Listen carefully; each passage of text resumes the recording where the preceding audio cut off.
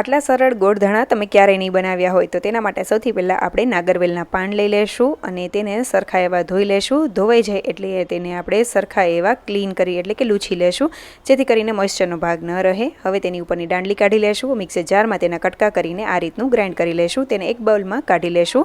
હવે તેમાં આપણે કાજુ, બદામ, પિસ્તા અને વરિયાળીની 2 ચમચી ધાણા આખા અને તેને પણ સરસ એવું ગ્રાઇન્ડ કરી લેશું. આ રીતનો પાવડર થઈ જાય એ રીતે કરવાનું છે.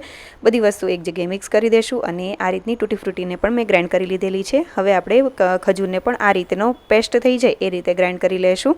સોફ્ટ હોય એવો ખજૂરનો ઉપયોગ કરવો. 2 ચમચી જેટલું ડેસિકેટેડ કોકોનટ અને ગોળ આપણે એડ કરી દેશું. આશરે 2 ચમચી જેટલો લીધેલો છે. હવે બધી વસ્તુને મિક્સ કરી લેશું. આ રીતની ચેરી લીધેલી છે ડ્રાઈડ. હવે આ રીતનો બોલ બનાવી થેપલીવાળી વચ્ચે ચેરી એડ કરીને આ રીતના બોલ બનાવીને તૈયાર કરી લેશું. ટૂથપીક આ રીતે આપણે એડ કરી દેશું. ઉપરથી મેં ડેસિકેટેડ કોકોનટ સ્પ્રિંકલ કરેલું છે. તમે ડ્રાયફ્રૂટનો પાવડર પણ કરી શકો છો.